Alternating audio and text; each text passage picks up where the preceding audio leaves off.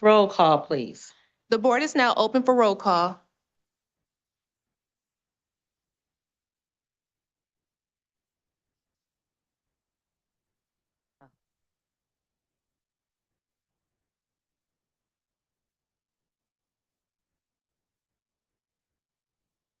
I'm here. Okay, thank you.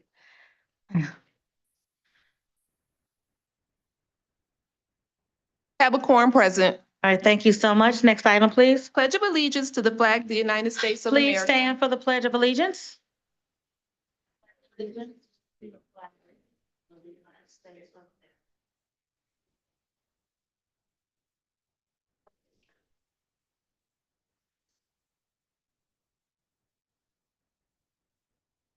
All right, thank you so much.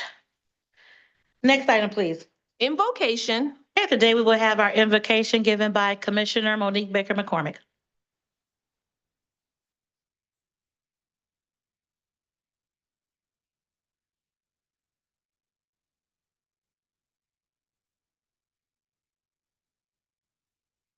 Good morning.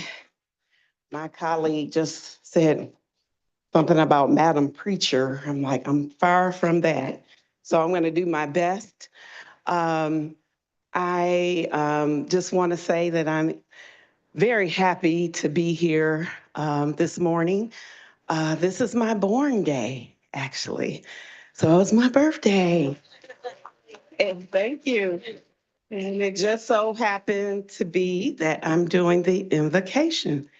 So today, I stand with deep gratitude, grateful for another year of life and for a chance to share my birthday with all of you who serve our community with purpose and with heart. Dear Heavenly Father, I thank you for your wisdom and your mercy. We ask for guidance today as we do the work before us, that we may see clearly, act justicely, and lead with kindness. May we remember that leadership is not about ego or power, but about service, compassion, and integrity. As Dr. Martin Luther King Jr. reminds us, the time is always right to do what is right. Let us lead not as rulers over others, but as servants of people with an open mind and open hearts.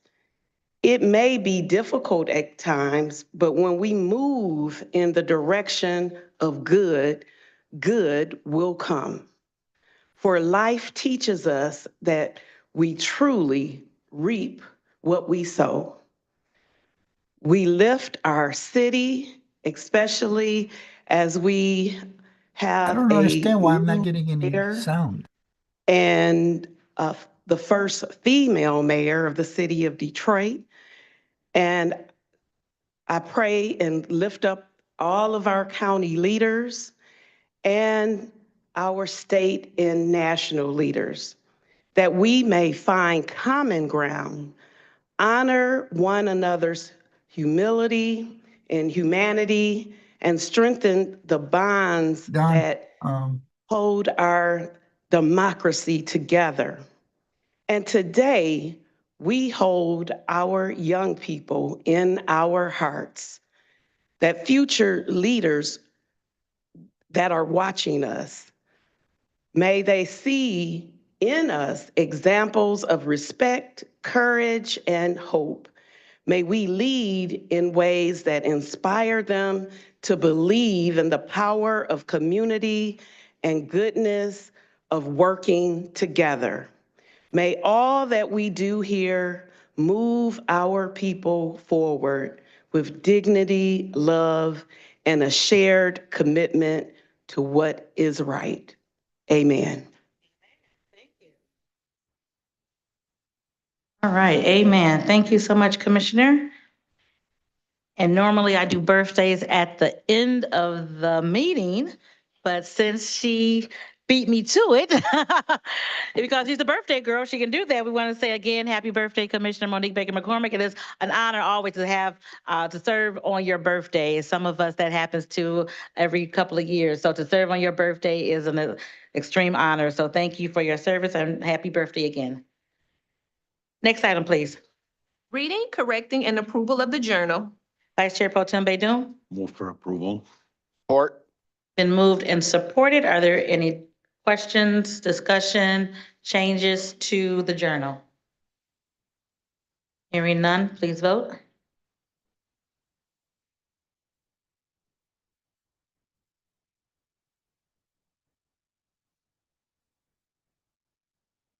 Motion carries.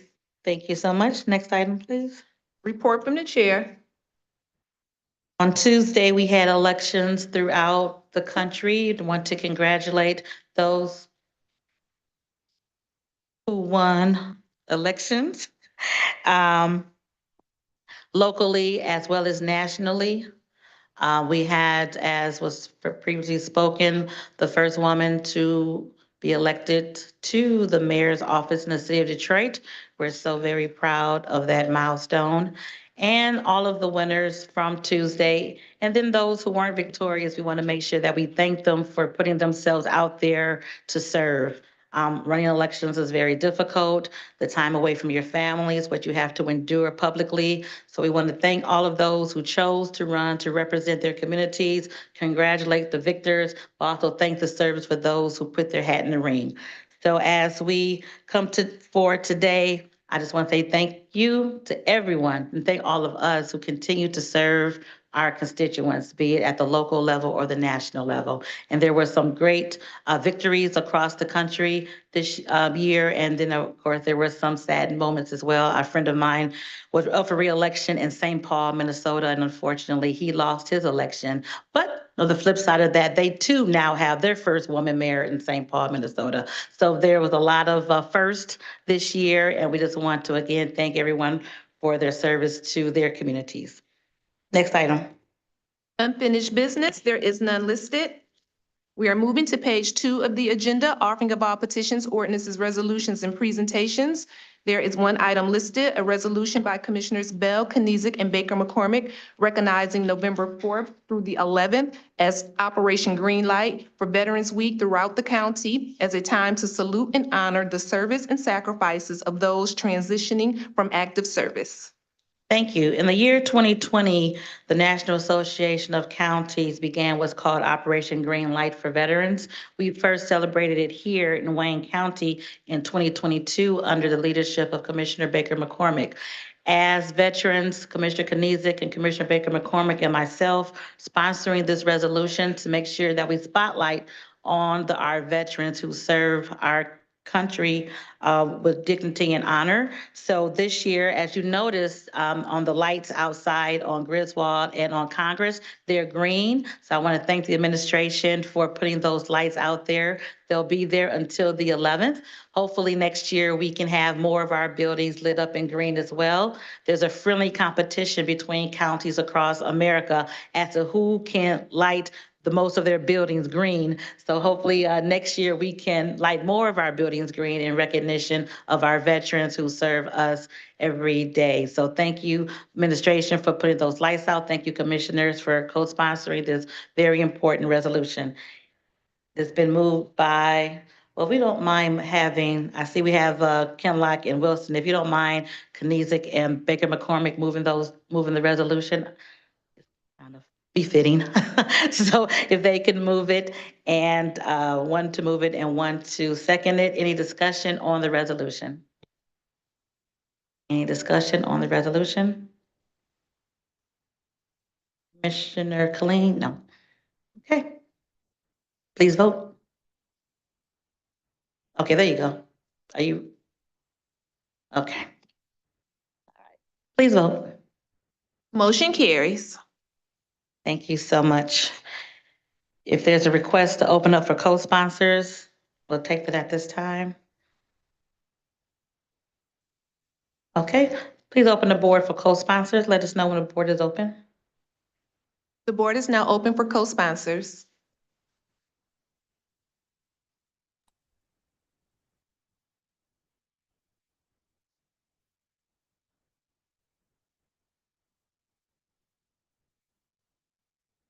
Co-sponsors duly noted. Thank you so much. Next item, please. We're moving to reports from committees. We're on Report A from the Special Committee on the Criminal Justice Complex. There is one item listed. Okay. Commissioner Kinlock. Thank you. Madam Chair, move approval of the report. It's been moved by Commissioner Kinlock, supported by Commissioner Wilson. The Special Committee on Criminal Justice Complex. Any discussion on that item? Discussion on the item? Hearing none, please vote.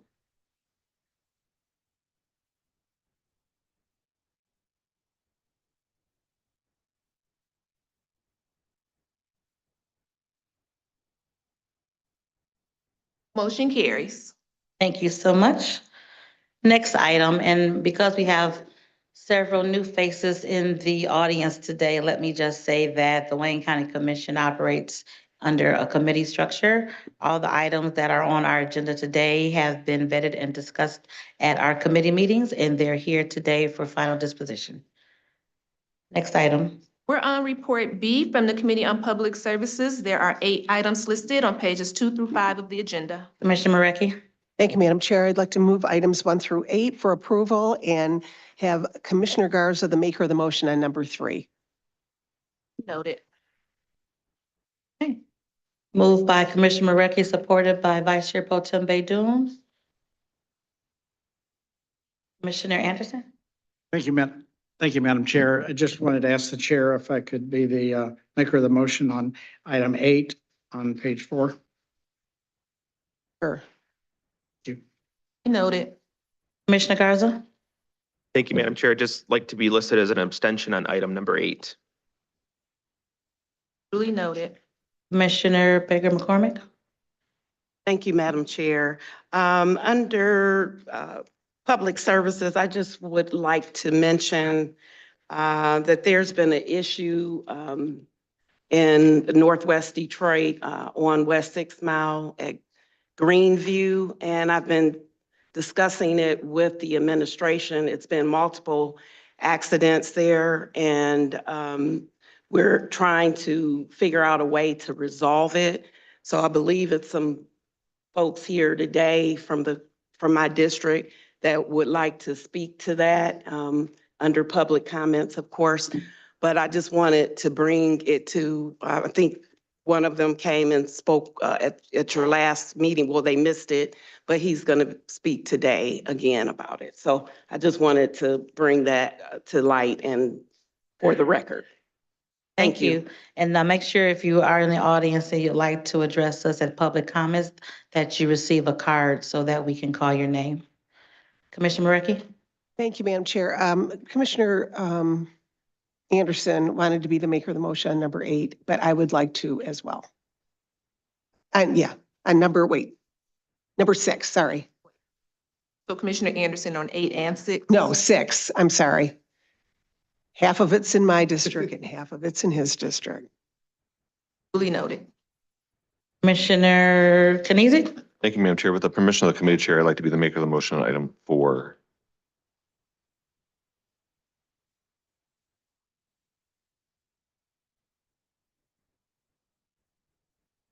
Any further discussion on the public services report?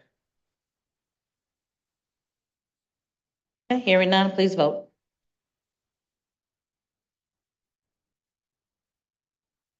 Motion carries, and I have Commissioner Garza as the maker of the motion, item number 3. Commissioner Anderson, maker of the motion, item number 6. Commissioner Garza abstains on item number 8. Commissioner Kniezek, maker of the motion, item number 4. And you're on them automatically. Thank you so much. Next item. Yeah. Oh, sorry, Commissioner Anderson. Just, I had mentioned it before about number 8, and I think the chair had indicated that it wasn't in my district, but I think it is. Oh, you know what? I thought you said number 6. I'm sorry. 8. Okay, Number number 8. Okay. And then you want to share number 6? What's that? You want to share number 6? Sure. Okay. 8 and 6. 8 and 6, Commissioner Marecki and Commissioner Anderson. Okay, Duly noted. thank you. Next item, please. We're on Report C from the Committee on Health and Human Services. There are 3 items listed on pages 5 and 6 of the agenda. Commissioner Scott? Thank you, Madam Chair. I'd like to move items 1, 2, and 3 for approval. It's been moved by Commissioner Scott, supported by Commissioner Anderson for items number 1, 2, and 3 under the Health and Human Services report. Any discussion?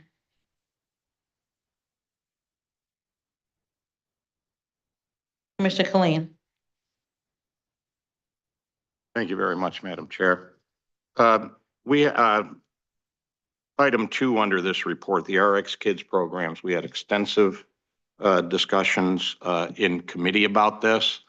And this may be a new idea to a few people. So I would like the health department to come up to explain what this is and what it does so everybody is clear. Absolutely. Director Johnson. And this is on item number 2 on the agenda. Good morning, Chair Bell. Good morning, Commissioners. My name is Keneal Johnson, the Interim Director of the Department of Health, Human and Veteran Services at Wayne County. I want to provide a brief overview of the RX Kids initiative that is before you all today. RX Kids is a universal, unconditional cash prescription program for expectant mothers. This initiative does provide direct cash assistance to pregnant mothers and families with infants during the first 6 months of the infant's life. The purpose of this initiative is to reduce infant poverty, improve maternal health outcomes, and support stable, healthy early development by ensuring families have the resources to meet essential needs during this critical period. Under this program, eligible mothers will receive a one-time prenatal payment of $1,500 once they confirm through a physician's note that they are at least 16 weeks pregnant. They will receive the one-time payment of $1,500. Followed by that, they will receive ongoing monthly payments of $500 during the baby's first 6 months of life. So once the mother delivers, they will receive $500 a month for the first 6 months. It is important to note that these payments are flexible and can be used for whatever the family needs most, whether it's food, diapers, safe housing, transportation, or even caregiving support. As stated earlier, these funds are unconditional. And there is extensive research that has been done. It shows that when families have this type of financial stability during pregnancy and early infancy, children have better long-term health and developmental outcomes. This program will be launched in the areas of highest need within Wayne County, where families face disproportionate economic and health challenges. So the 6 cities that this program will be rolled out to are River Rouge, Inkster, Highland Park, Hamtramck, Melvindale, and Dearborn. By directing the support where it will have the greatest impact, we're helping families build a stronger, healthier foundation from the very beginning.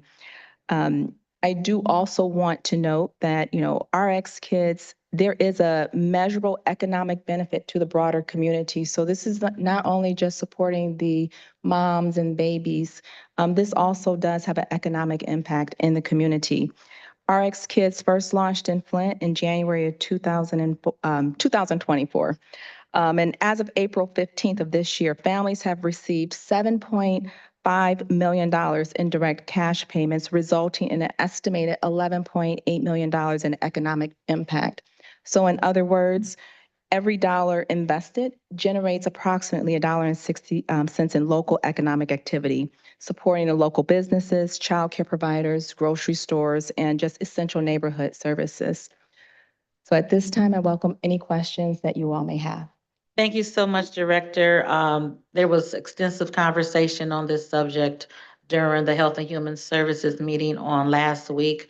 So we thank all the commissioners for their questions and their inquiry, and Director Johnson for her answering of the questions, and Dr. Mona, who started this program from Flint, out of the Flint water crisis.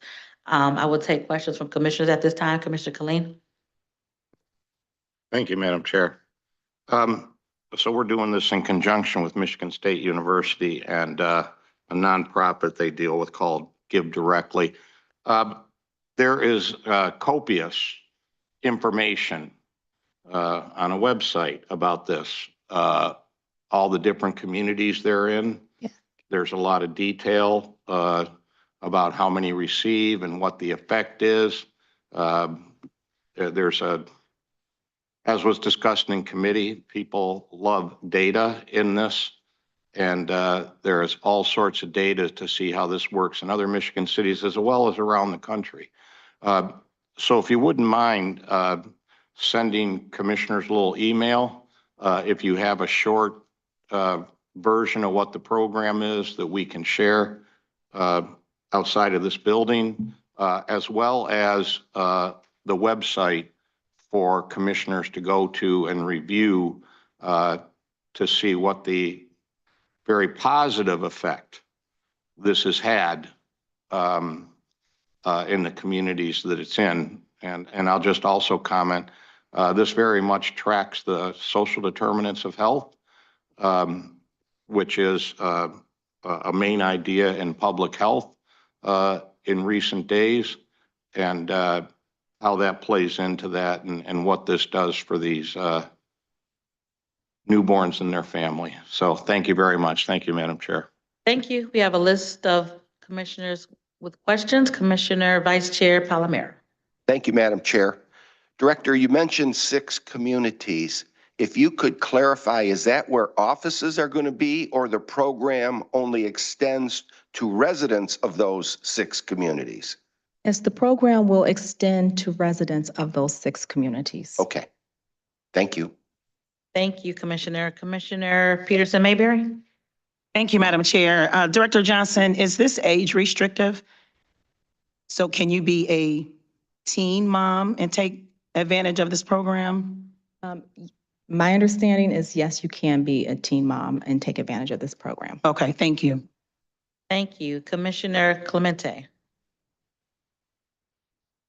Thank you, Madam Chair. That was kind of part of my question, but it also lists on the website that if you take guardianship over a child also, so that we follow all the rules from that website for. Yes, all of the rules on the website Okay. is what we will be adhering to. And they apply directly to the website. Yes, there will be, and we'll be meeting with, the administrators from each city. So everyone is familiar on how the application process will work. Thank you. Commissioner Baker McCormick. Thank you, Madam Chair. As I mentioned, this is a great program in committee, and we did thoroughly address many of the issues. The concern I had was fairness. I don't know if you have came up with anything to make sure that the people that really, really need these benefits are getting them, because it is universal. Anyone can apply no matter their income, right? So that is my main concern, is that we roll it out fairly and not one community gets all of the resources. Right, So- right. And this is, we thought about that. That went into the decision in identifying the 6 cities. We based it off of the social vulnerability index score. And so it's a place-based program. And so we're rolling this out in the cities with the highest needs. So based on that, it will be, an equitable distribution of the funds. Great, thank you. Thank you. Commissioner Kinlock. Okay, so it's part of my question was answered in your response to Commissioner Baker McCormick, but it wasn't completely, it's not completely clear to me because I'm just now hearing this social vulnerability determination being used when you're talking about distributing funds and resources for the most vulnerable individuals in our community. So,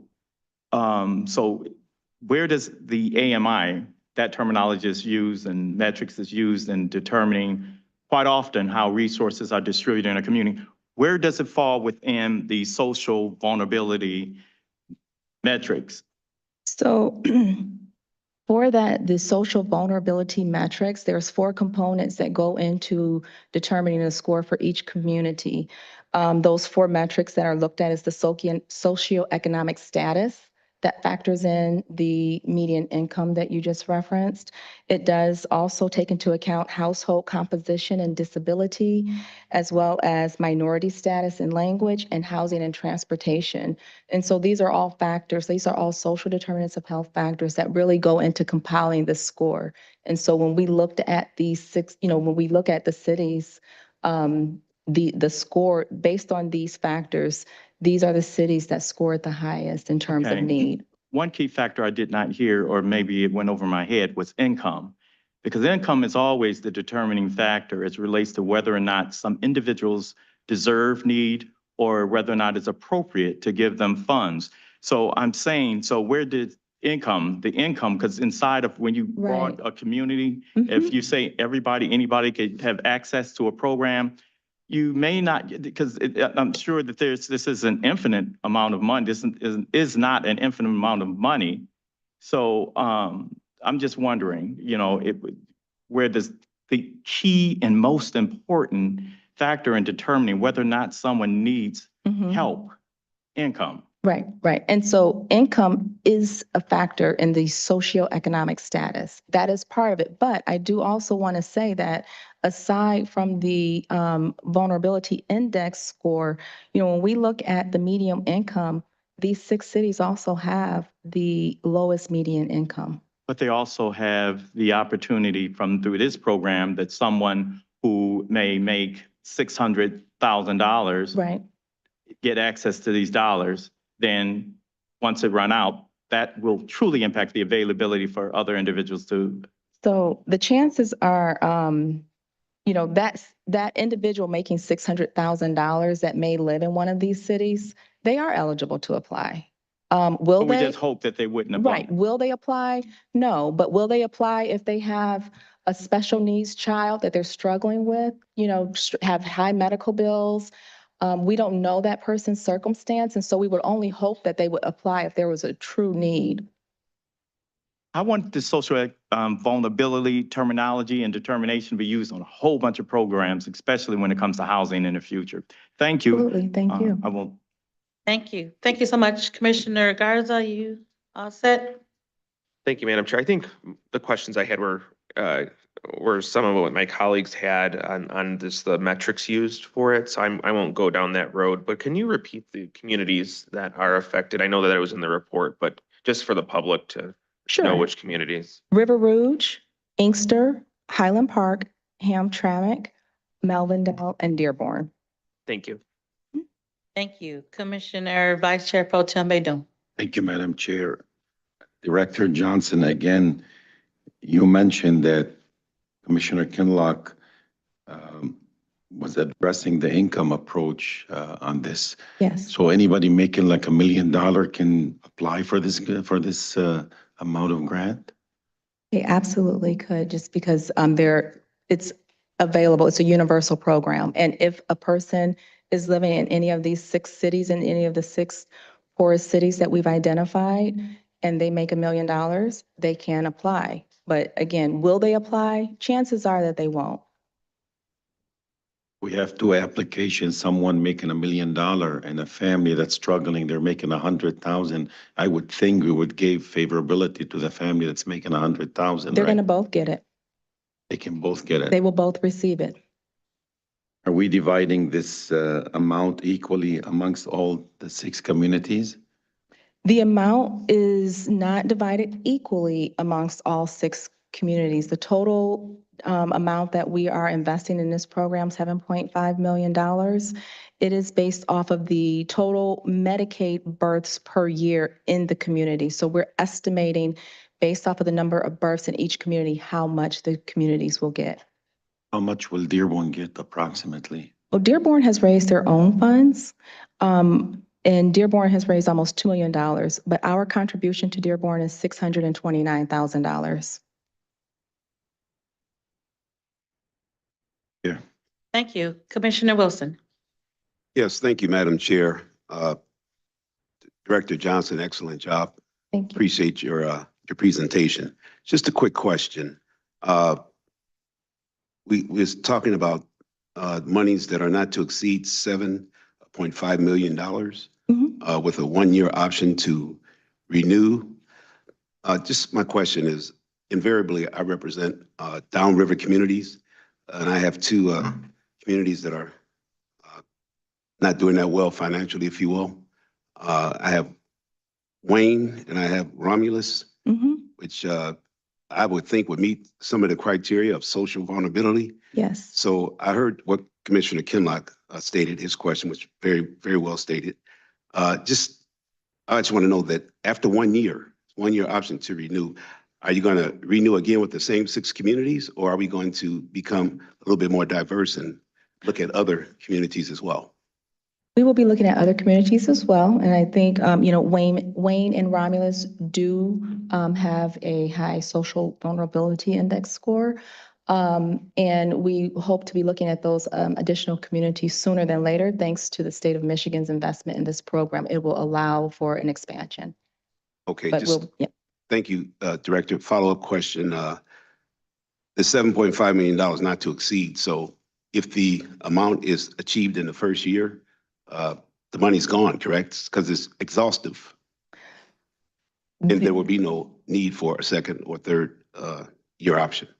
If the money is exhausted in the first year, the 7.5, then the will have to determine how to move forward. But I will say that there will be a significant amount of state funds and TANF dollars being used to support this program. And so we don't anticipate that happening at all. Okay, Director Johnson, excellent job. Thank you again. Thank you, Commissioner. Thank you, Madam Chair. Thank you, Commissioner Killeen. Thank you again, Madam Chair. There's data on the website about family income, correct? Yes. So people can see in the experiences in all these other communities, how much of people making over 100,000 or whatever. Yes. So one more time, at 16 weeks, the family is eligible for, $1,500. and then it's $500 a month Yes. for 6 months. Yes. That's another 3,000. So a family would get a total of 4,500. Absolutely. And I would argue that that's not going to drain the bank if a family of 600,000 or whatever. But I think people should look at the data to see what the reality of this really is when it rolls out. Hardly anybody that has incomes that are being thrown around here are participating in this at all. If they do, a relative minimal amount of money. Thank you. Thank you, Madam Chair. Thank you. Thank you, Commissioner Anderson. Thank you, Madam Chair.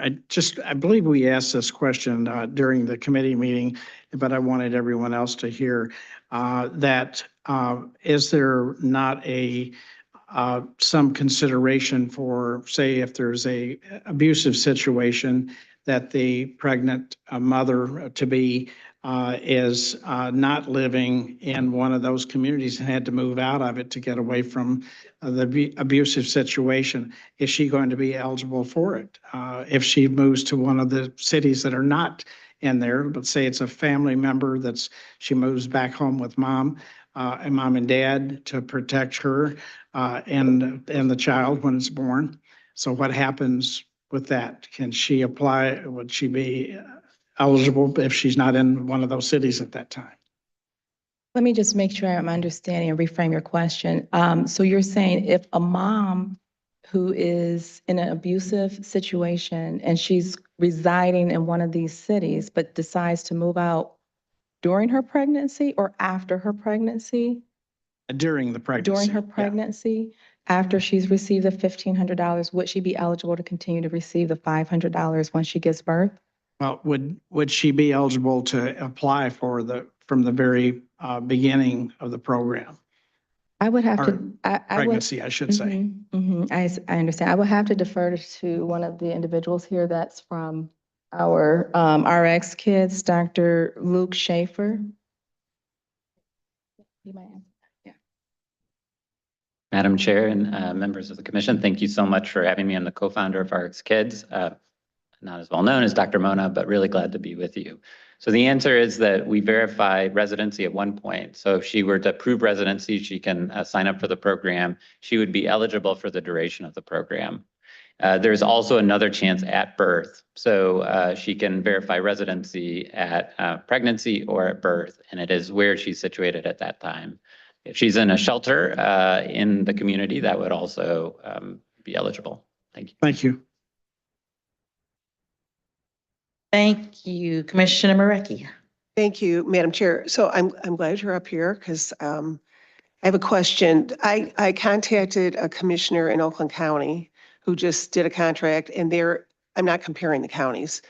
They're putting in 500,000 into their program, but it appears that there's private donors that are also in their program. Is that correct? That's correct. So RX Kids is a public-private partnership. So we have money from the state of Michigan. The initial money came through TANF. But as some of you may have seen, we just had a major increase in the funding in the current budget. So the program will be able to expand to many more communities. So I would encourage us in Wayne County to think this is the first set of communities to go live, and there may be additional communities. To fund the program, you need both dollars from the state and also other dollars, either from philanthropy or local government. And Okay, so that's how we're able to do it in Wayne County is with your support to match the state dollars and bring those dollars in and start the program. Okay, so we are putting in 7.5 million and nobody else is putting in to this program. The state is matching that. It's going to be 15 million? So it actually will probably be, I think, is it 12? Yeah, so about 12 million in TANF dollars. For the next 2 years? For as long as it operates in the county, yeah. I didn't see anything with that. Okay. Yeah, so you're actually bringing a lot of state dollars into these communities. Right now? Once the program starts, so depending on your vote today, yeah. Because the match has to come for. I didn't see anything on our stuff about matches at the state at this point. All right, thank you. Thank you. Very good conversation. Commissioner Killeen has one last question. Yeah, well, it's not a question, but thank you, Madam Chair. As I listen to the discussion, we haven't talked a lot about the actual effect this is on families and the children. And you have a lot of data on that, and that can be looked up on the website. So I'm not too concerned that around the edges, there might be a few, right, that we would like the perfect world. But the actual impact on the family and the children and getting them off to a good start is undeniable. You have the data on that. So I would encourage people to review that data. Thank you, Madam Chair. You. Any additional questions, comments on this item? So before I bring up Mayor Nolan from Inkster. Mayor Nolan was unfortunately able to make it today. Oh, Mr. Mayor couldn't make it. Okay, well. Hello, Mr. Mayor, if you're listening. Yeah, he wanted to because he's so excited about this program Yes. and yeah, but he at the last minute had something come up and was not able to make Okay, it. thank Yeah. you so much. Let me just make a couple of final points. Maternal mortality is very extreme in Wayne County, especially in the African-American community. I'm grateful for Governor Whitmore, who put this in the budget to have this program for the entire state of Michigan. What we're doing here is, I think, commendable for our mothers to be, and remember that this program is for pregnant mothers, no matter where they live or what their income is in these 6 communities. It's something similar to free lunch in a public school system. Everyone in Detroit may make a variety of incomes. However, your children can go to a public school and get a free lunch because you're in a needy place, not necessarily a needy family. So this is similar to that concept. If you're in a community that's in need, which we identified these 6 are, then you will be eligible if you're a pregnant woman.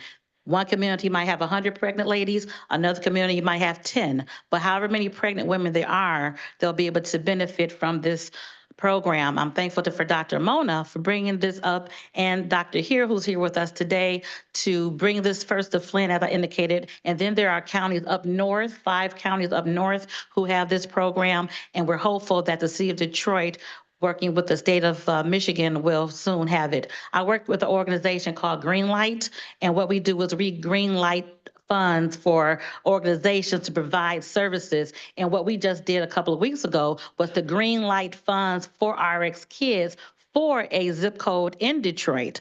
And hopefully that will spearhead the state of Michigan and then the Detroit Health Department for the entire city of Detroit. But we're excited that this is a program for mothers, especially given the maternal mortality rate in our county. So with that being said, I see there's one more hand, Commissioner Clemente. Thank you, Madam Chair, for letting me speak again. I'm reading. So how long will this take once if there's approval, how long before you start to meet with communities and get this going?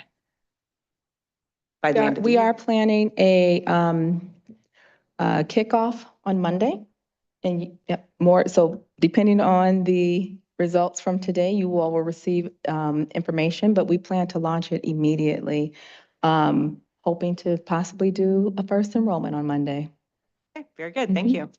Thank you. And I'll just say finally, there's a movement across the country called guaranteed income, and there's a subset of that called guaranteed income for counties, where counties are doing something similar to this. Large counties such as Cook County, who has 3 million people, they're not restricting it to just pregnant women. There is anyone in the county who would like to apply. And of course, out of 3 million people, they had hundreds of thousands of people to apply.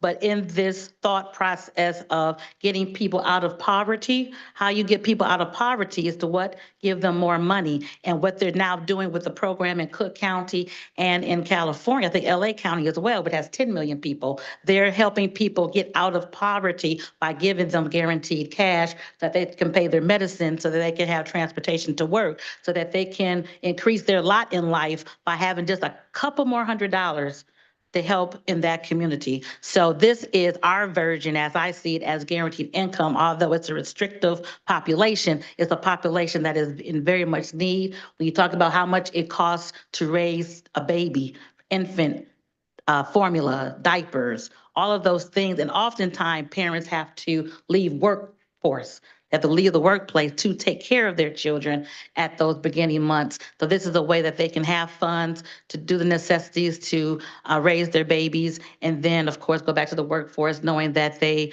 have to give them the best to their children in terms of what their children need. So with that being said, we have the report from Health and Human Services, the 3 items. The 3 items on the agenda. Hearing no further discussion, please vote.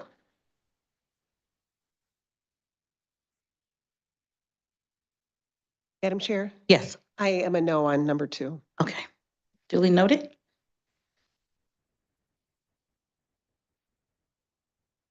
Thank you all. Okay, thank you so much, Director. Thank you so much, Doctor. Number 2. Okay, thank you. And we look forward to getting more information, Director Johnson, as this rolls out. And then, of course, updates every 6 months or 3 months or so as to the results of the program. Thank you. Next item, please. We're on report D from the Committee on Government Operations. There are 4 items listed on pages 6 and 7 of the agenda. Commissioner Clemente? Thank you. Thank you, Madam Chair. I would like to move the full report. Okay, moved by Commissioner Clemente, supported by Commissioner Peterson Mayberry. Any discussion on the 4 items on the government operations report? Any discussion? Okay, hearing none, please vote. Madam Clerk, I abstain on item number 2 and vote yes on the other 3. Duly noted. Thank you. Motion carries. Commissioner Palomera abstains on item number 2. Thank you so much. Next item, please. We're on report E from the Committee on Public Safety, Judiciary, and Homeland Security. There are 4 items listed on pages 7 and 8 of the agenda. Commissioner Garza? Thank you, Madam Chair. I'd like to move approval of items number 1 through 4. It's been moved and supported by Commissioner Peterson Mayberry for the public safety report. Discussion, Commissioner Kenizik. Thank you, Madam Chair. I'd like to abstain on items 2, 3, and 4. Duly noted. Right. Commissioner Peterson Mayberry, did you have a question? Thank you, Madam Chair. With the approval from the chair, I'd like to co-sponsor item number 1. Okay, duly noted. Any additional discussion on the public safety report? Hearing none, please vote.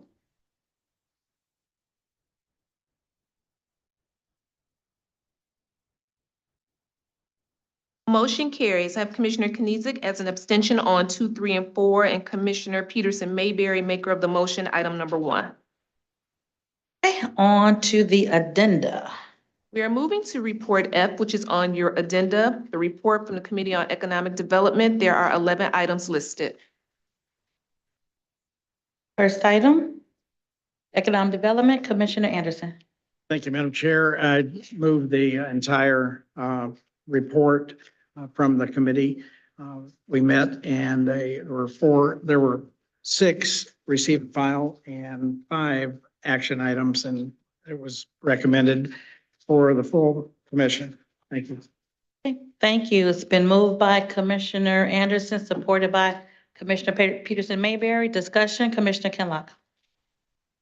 Madam Chair, through the chair, I would like to ask to be the maker of the motion for items 9 and 11. Duly noted.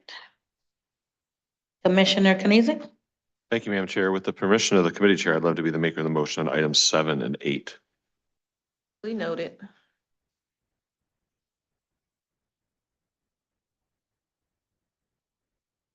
Okay. Commissioner Marecki. Thank you, Madam Chair. I will be a no on items 9, 10, and 11. Duly noted. Okay, Commissioner Baydun. I would like to be the maker of the motion on item number 10, please. Number 10. Okay. Duly noted. Additional discussion? Hearing none. Oh, Commissioner Dobb. Thank you, Madam Chair. I'd like to be a no on 9, 10, and 11. Duly noted.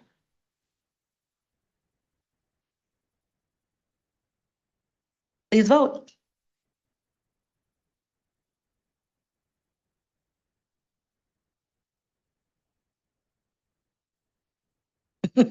Motion carries. I have Commissioner Kinlock as the maker of the motion 9 and 11. Commissioner Kenizik, maker of the motion 7 and 8.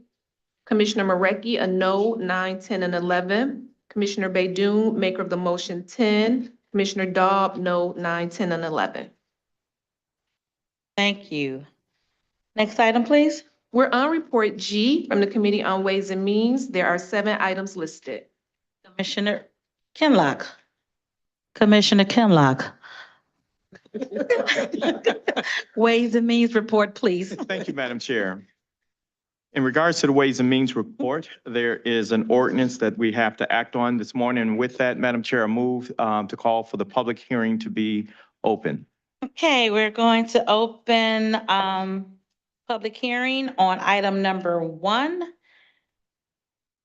We need to vote on that. So all commissioners who would like to open up a public hearing on item 1, please vote.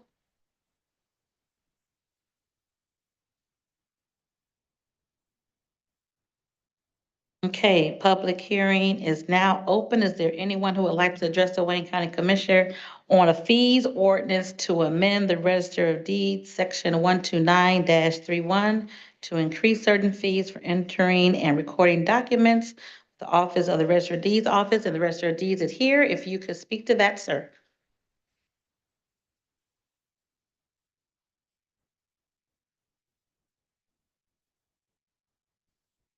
Good morning, Madam Chair. Good I'm morning. Bernard J. Youngblood.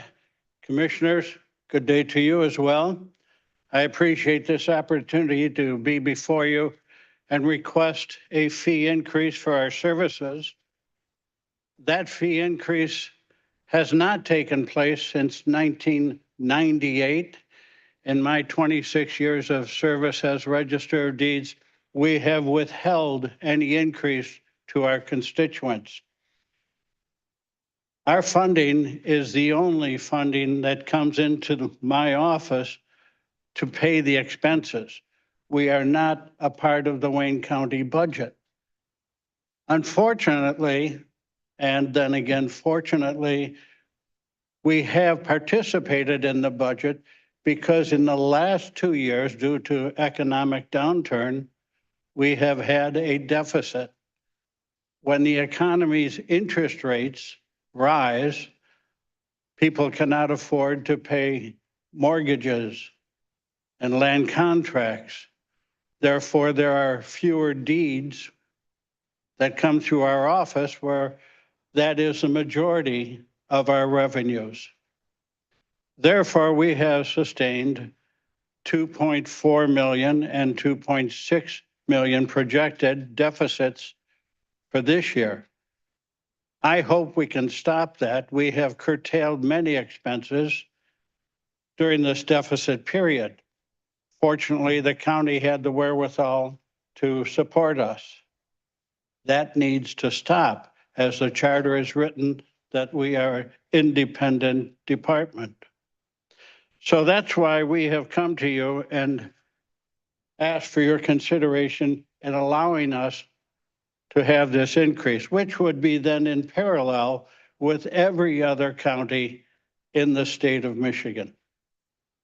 That started back in 2016. At that time, our office did not require nor needed an increase.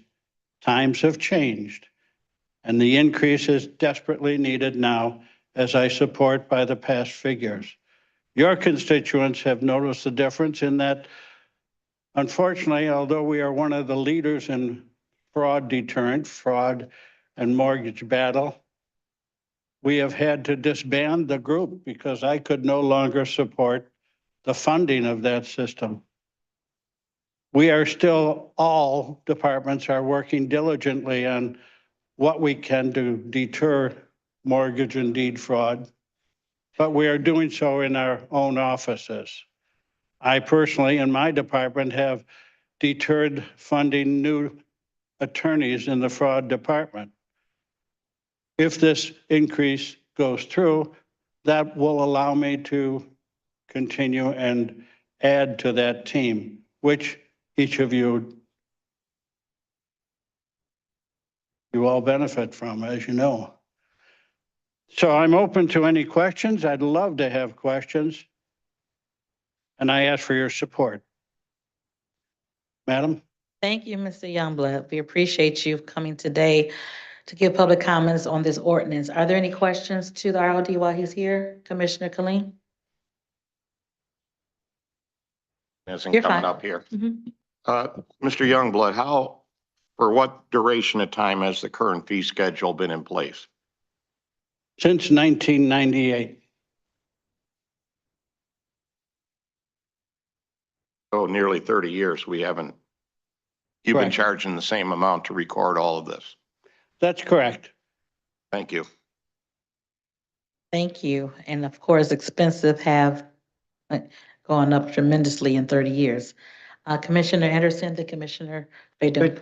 Thank you, Madam Chair. I just wanted to acknowledge the great job that his office does and how responsive they've been, even under the circumstances of trying to do more with less. And I certainly appreciate that you've been able to hold the cost down in the amount that you need to run the department. But I realize too that it's necessary for us to increase the fees or allow the increase in the fees. And hope you'll continue doing the great job that you're doing. Thank you, Commissioner. Thank you. Vice Chair Pro Tem Baydun. Thank you, Madam Chair.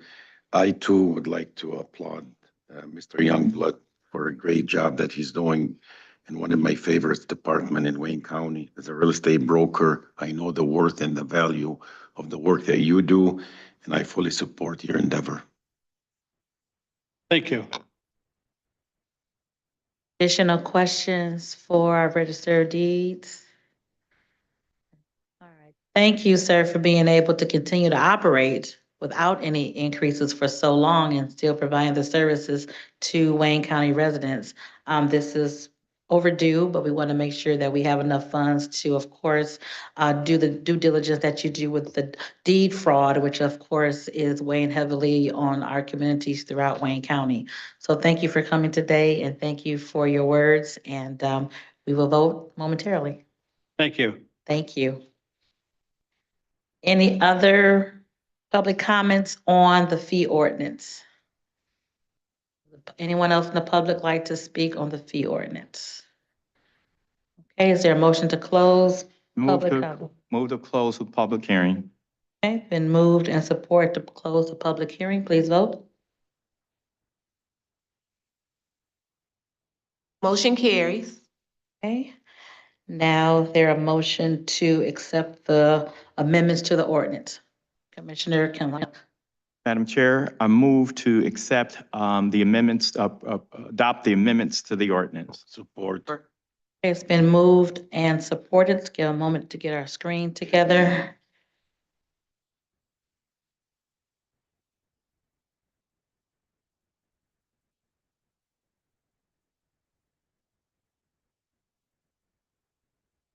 How many items are on? We have 7 items. Yeah, there's a couple of highlights in the report I want to bring forward. We'll just do the ordinance by itself. Okay, it's moved by Commissioner Kinlock, supported by Commissioner Peterson Mayberry. This is for item number 1 only. Please vote.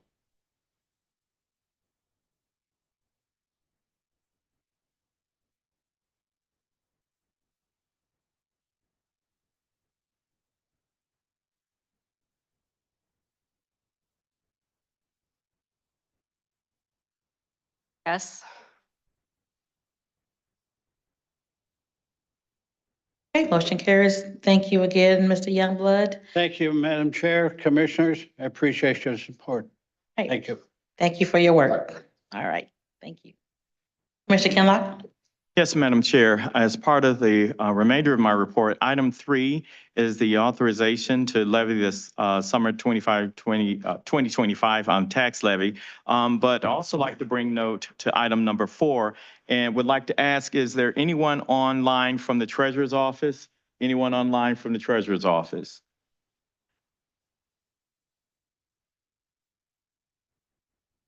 Okay, there being no one online, this is something that we deliberated at the committee meeting in which a number of us had some concerns with regards to the status of the tax collection ability for the current treasurer for the city of Highland Park.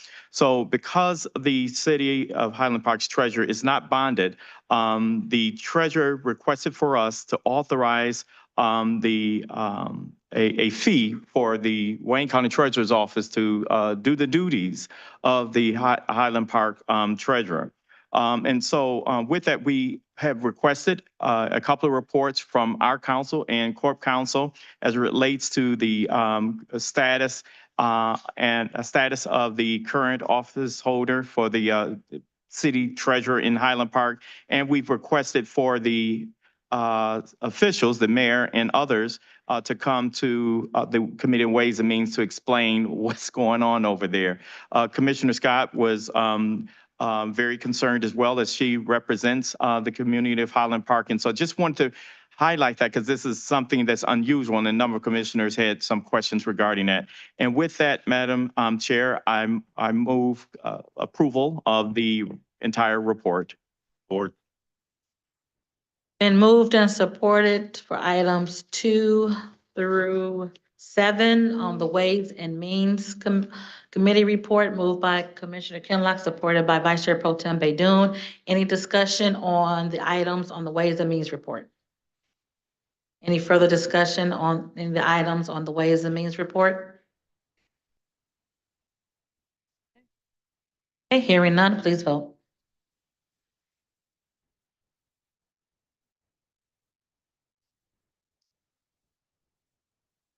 Motion carries.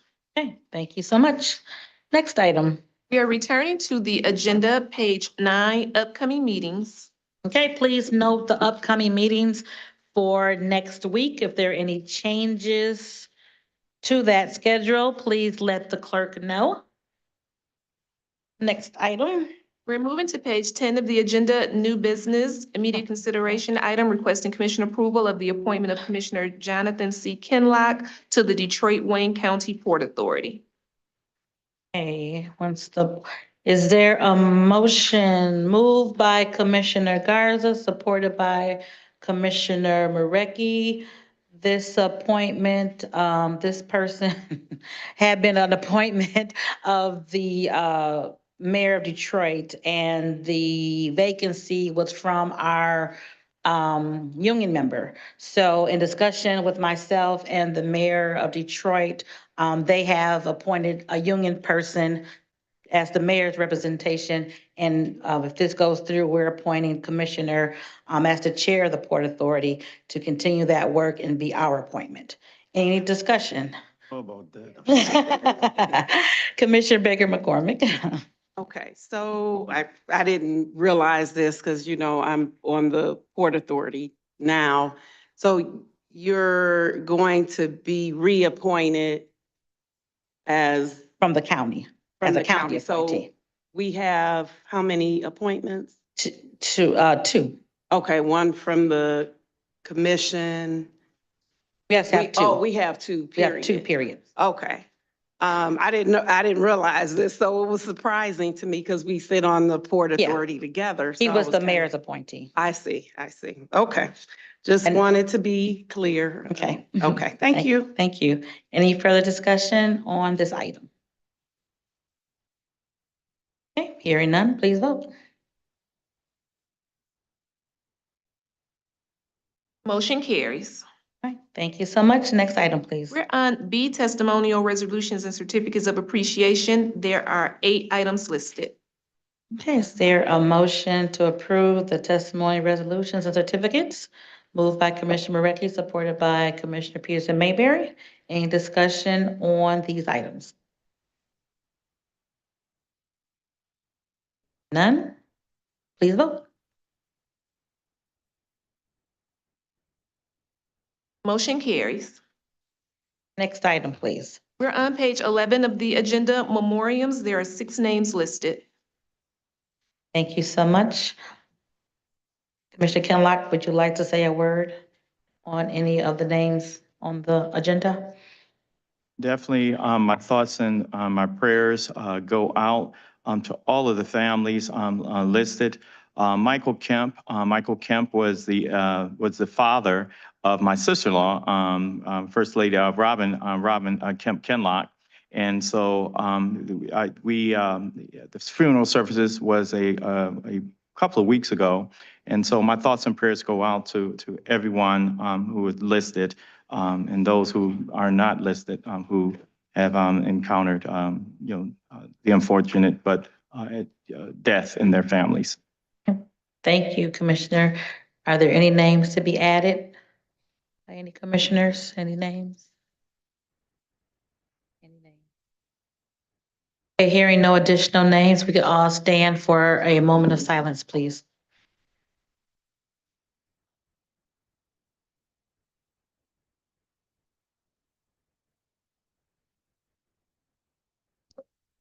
Thank you.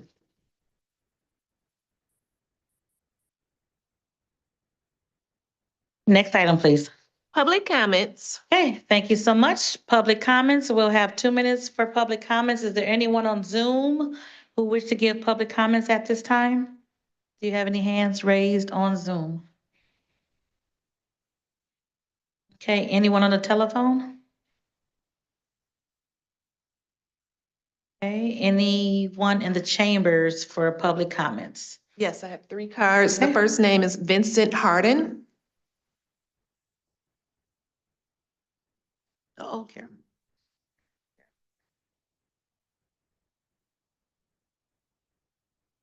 Morning, Madam Chair, Good morning. Commissioners. Appreciate the opportunity to speak for you today.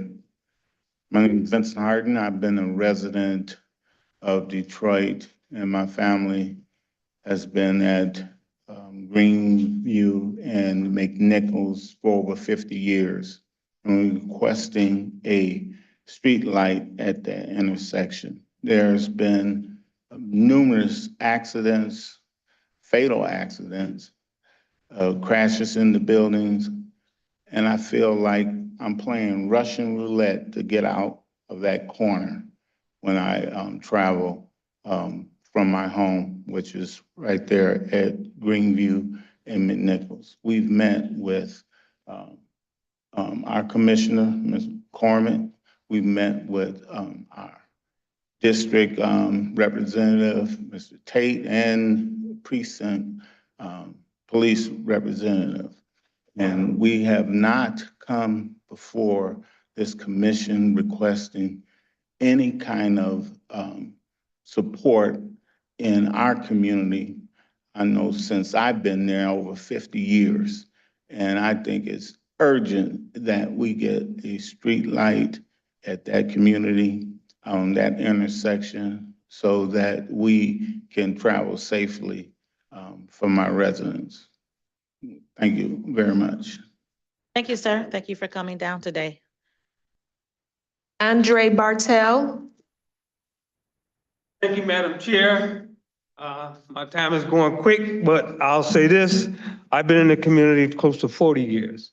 I represent the West McNichols Business Association, homeowner, as well as a business owner. And I've seen it happen time after time after time. I'm sure a lot of you have seen Fox 2 News this summer that indicated what's really taking place. It's Russian roulette, like he said. And a traffic light has to be there. I don't know anything else you can do but reduce the speed, but a traffic light has to be there. I've seen so many accidents. My building been hit 3 times. And we have photographs over the last 4 or 5 years, and it's just, and it has been a fatality. So we're requesting that we get a traffic light to slow that down. Whatever we got to do, if we have to come back next week or the next month, we're going to keep coming back because this is something that we have to have done. Please, we ask that you really do that. Take that under consideration because we need it.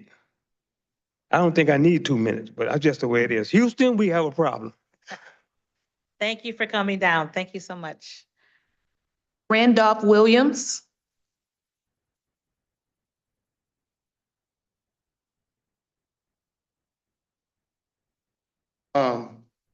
Wayne County Commissioner, individuals, thank you so much for letting me come up and speak. I was supposed to be having surgery. I think most of you got my emails that I may have sent you and the link and everything. So I'll be short, but please take the time to read those emails because it's very, very important for us. My name is Randolph Williams. Yes, sir. I've been at that community for over 20 some odd years. As you may have read, I'm a retired police officer in Detroit for 26. I'm retired military. Served my country, Iraq, Afghanistan, 9/11 at the Pentagon. That traffic, I live only one house from that intersection. I have seen it. I have seen more than 2 accidents there last year. I have seen more than 2 accidents the year before. We have an individual here, I hope he's got his card in because his building has been hit at least 5 times since he owned it in less than 2 years. 5 times, but we have seen it hit over 10 times. We're the first street to go across the outer drive, or the first 4 streets. Everything else is a park or they can't go across. They don't have no need to slow down. By the time they get past us going westbound, then the other traffic is coming eastbound. We can't get out of our own neighborhood. We need that light. It's very, very important. They say it costs a lot of money for a light. But we've seen people getting killed and injured at that intersection. No other intersection between, and I can say this personally because I know I checked, from Greenfield all to Grand River, all intersections combined does not equal the amount of accidents at our intersection. And so we never ask for a lot. We never ask for anything. We take care of our own in our community. But we need all of you to vote yes for a traffic light. We need that. Madam Chair, thank you for your time. Thank you. Thank you, gentlemen, so much for coming down. This is at Greenview and Six Mile. So, thank you. Your request is being heard. Commissioner Baker McCormick, have you spoken to DPS? I have. We've had several conversations and I have made them very aware of the urgency of this intersection. I know for sure that accident after accident after accident continue to happen at that location. And the sentiment was we will put something to a light, or not a street light, but a speed detection signal, yeah. you know, where Yeah, how fast you're going. I can't Yeah. recall yeah, but they will put that there just to kind of see if that'll slow down people.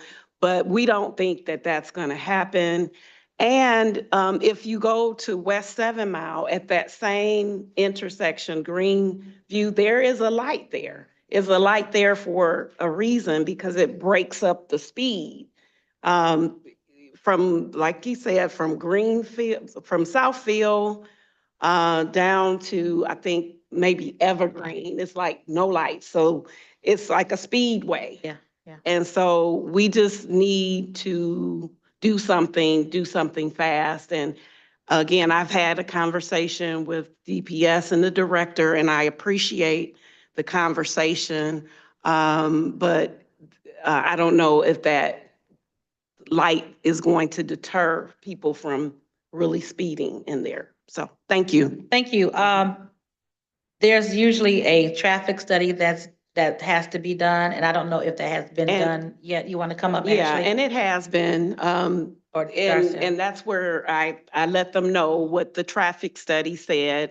It indicated that there was only 2 accidents this year, 2 accidents last year, but that's not true. Maybe it's not being recorded, people aren't calling. We don't know what it is, but at the business of Mr. Bartell, he has a copy shop, and it's a community hub. I've seen where it's accident after accident right at his intersection, but for some reason, we don't have it documented. And that's what DPS is saying as well. We don't have it documented, so we don't, you know. Mr. Brown, do you have a response to that? Yes. And we're speaking on this because McNichols is a county road. That's why we're talking about this here. Go ahead. Right. Through the chair, Darcel Brown, Chief Assistant to the Wayne County Executive's Office. The Department of Public Services did provide an overview about the traffic study as well as the number of accidents recorded in that area. And what I'll do, just not to prolong time, is I'll email that I'll have Ashley email it to all 15 commissioners, so that way you all can review and then make a decision from there, your recommendation. They should be a street light. So you don't have to waste time sending that to us. Okay. Commissioner Kinlock? Yeah, that's what I was going to say, that this commission, I appreciate the residents, you know, when they come, you can hear the urgency from the residents. And so with that, Madam Chair, if you would, because it's your authority to refer this to the Committee of Public Services to follow up on. Yes, absolutely. And we'll get the cost of what that would be and what the time frame it generally takes to do that. So we can have that discussion at Public Services. Commissioner Marecki? Thank you, Madam Chair. So I'm just curious, through the chair to the commissioner, has an SRN number been filed for this? Has a number been filed with DPS on this problem? Okay. Personally filed it. You personally filed Yes, it? ma'am. Okay. When did you file it? Okay, because that's the start. Okay, and so in anything that's brought to the committee, they look, I mean, we just approved what, 3 lights today? 2-3 lights, so it'll be interesting to see what all the, you know, what DPS is saying about it. So thank you. All right, thank you. Thank you, gentlemen, again for coming down. I know it takes a lot to come downtown during the week, so I appreciate that. Madam Chair. Yes, Commissioner Wilson. Yeah, thanks, Madam Chair. Just don't mean to pile on, but I know Mr. Bartell. I think I've been at his copy shop a few times. How you doing, sir? Good to see you. So I believe one time I was in his copy shop and there was an accident. While you were there. So I can attest personally that that is a dangerous corner, and also have a lady friend that has a office building right next to Mr. Bartell, and it gets kind of hectic out there is all I got to say. So thank you for listening, and I can definitely pile on. Thank you. Thank you. We look forward to getting a report at the next Public Services Committee meeting next week, gentlemen. Commissioner Clemente. And I think, thank you, Madam Chair. I think that brings up a good point that we all need to be better at telling everyone in our communities to report these things figuring out if it's a county road, a state road, a local road. But I just recently was driving in my community and saw that a light was not working correctly and reported it. We got a number, and then I track those. So I think it's really good. Anything that happens, we need to report it. Absolutely. See something, say something, do it on the stuff too. Thank you. Were there any other additional cards for public comments? So typically we don't respond to public comments, but this was a very important issue, especially when there have been fatalities at that corner. That's why we get some leniency to have this discussion. So thank you again, gentlemen, for coming down. We look forward to discussion at Public Services, and then we look forward to some action from DPS. All right. Thank you. Next item, please. Reconsiderations, There are none. remarks by members. Any remarks by members? I have one. So we have 2 birthdays this month. Of course, we acknowledge Commissioner Baker McCormick's birthday as today, and then Commissioner Martha G. Scott has a very big birthday on November 10th. I don't know what it's like to turn 21, Martha G. Scott, but I'm so glad that you can now legal. So celebrate your birthday. We are excited for you. We will be celebrating with you. I don't know if you want any remarks, so it is a real big birthday. You know what? I am just grateful, and I thank God that I've had the opportunity to serve.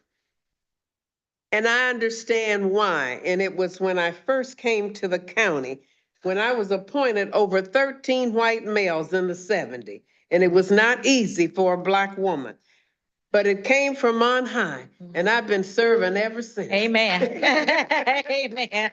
I am just grateful that I'm able to do that. Yes, and we are too. When I grow up, I want to be like you. So, thank you all. Thank you. Because I followed Shirley Chisholm, so Oh, I hope amen. somebody will follow me. That's a lot of us following you. Thank you.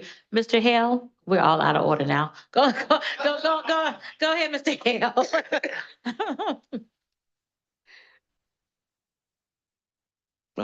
Good morning, Commission.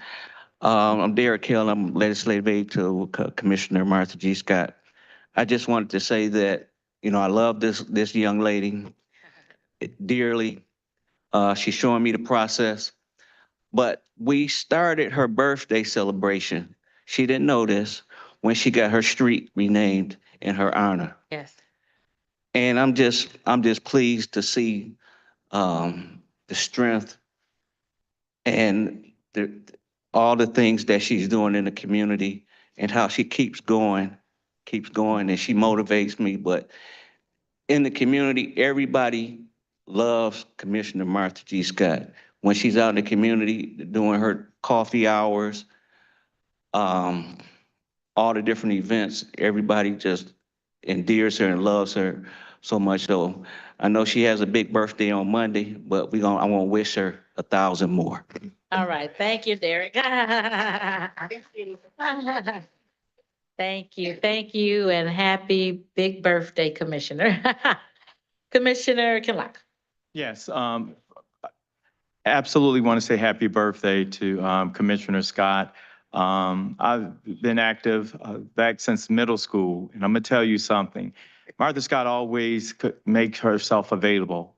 I remember when she ran for mayor, because she was good friends with my mentor, Irma Henderson, and when she ran for mayor and won for mayor, I called her at 2:00 in the morning, and she stayed on the phone and talked to me, and has always been gracious and kind over the years.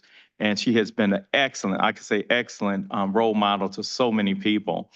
And so thank you for all the service you have done, but also happy birthday. I want to also say congratulations to the mayor-elect of the city of Detroit, Mary Sheffield. This election cycle also has 2 new members of the Detroit City Council. My district encompasses the entire city of Detroit, and I'm looking forward to serving with those newly elected individuals. And also, I'd like to thank you, my colleagues, for supporting me and my appointment, continuing appointment to the Detroit Wayne County Port Authority. And thank you all again. Thank you. Commissioner, thank you. Vice Chair Pro Tem Baidoon. Thank you, Madam Chair. I'm sorry, Martha, my voice is gone, but I didn't want to miss the opportunity of wishing you a happy birthday. I was so honored to be at the renaming ceremony for the street in Highland Park. But I'm going to start talking to my colleagues about finding a spot in this building to be renamed after Martha Scott. Thank you. Thank you. Thank you, Commissioner. Awesome. Commissioner Clemente. Thank you, Madam Chair. Of course, I want to wish my seatmate a happy birthday. We've been talking about it the whole day.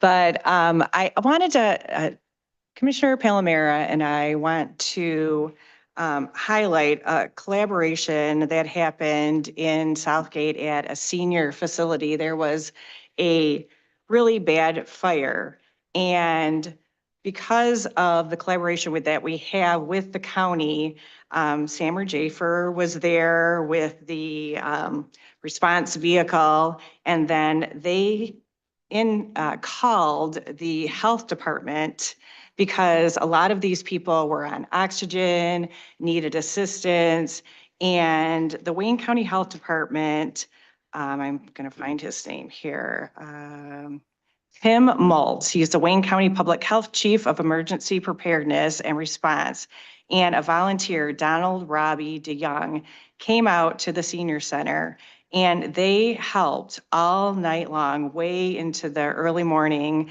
And Robbie graciously stayed and assisted everyone there. And I just think it is something that we need to do more often. Let these people know that we really appreciate them going above and beyond to help. And this was in Southgate, and the city manager and the mayor, they were very, very gracious about how they were able to save these people. Of course, we have mutual aid that came. And I just think we really have a great partnership, and it's something that we need to highlight. And I made the interim director come back because I wanted her to hear this, that she can talk to her people. So thank you. Thank you. We have amazing, amazing employees at Wayne County that go over and beyond oftentimes for the residents of our county. So thank you for acknowledging them. And thank you, Director Johnson, for your staff and what you do to assist, especially in that occasion with the senior citizens after that fire. So thank you, Commissioner, for bringing that to our attention. Commissioner Angelique Mayberry Peterson. Really quick, thank you. I just wanted to say, and I know Mr. Youngblood and Randy and Harry have left, but I did want to commend them for their presentation that they did in my community last week on deed fraud awareness. We had over 60 people crammed in a small room at the 12th precinct. And to my colleague, Commissioner Baidoon, thank you so much for coming and offering that perspective as well as you are SME in your space. And we even had the city assessor's office come out. I was unaware that they were going to come out, but they heard about what we were doing at that location and they came out as well. And we were able to make sure that all the residents in the room were registered. And so now their property is flagged in case someone attempts to do any fraud with their deeds. So I just want to publicly thank the Register of Deeds office as well as the treasurer's office, because they did have their mobile unit out. So our residents were able to take advantage of the services provided on site as well.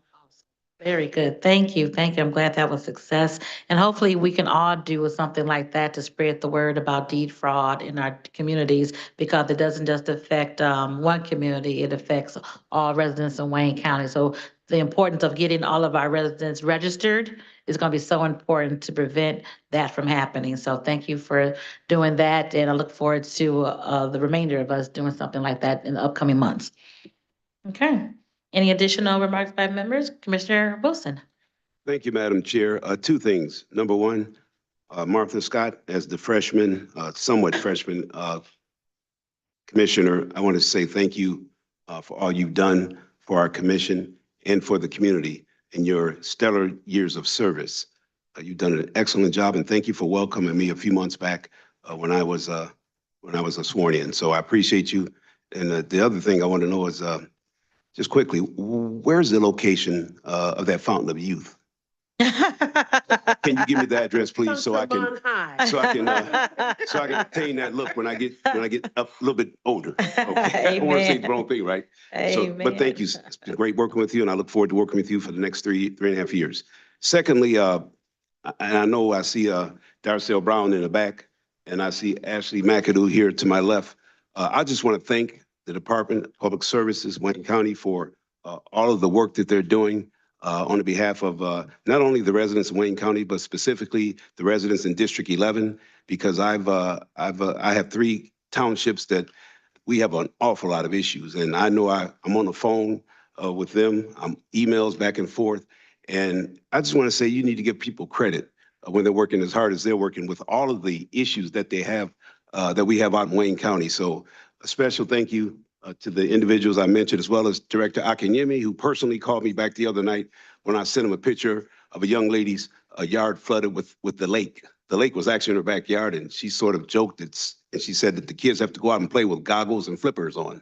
So there was a serious issue out there. It's still a serious issue, but I want to just, again, say I appreciate all of your concern, all of your hard work, because it's a war zone out there, especially when you have roads that need to be graded. You have people living off Belleville Lake. You have a Wayne disposable toxic waste dump.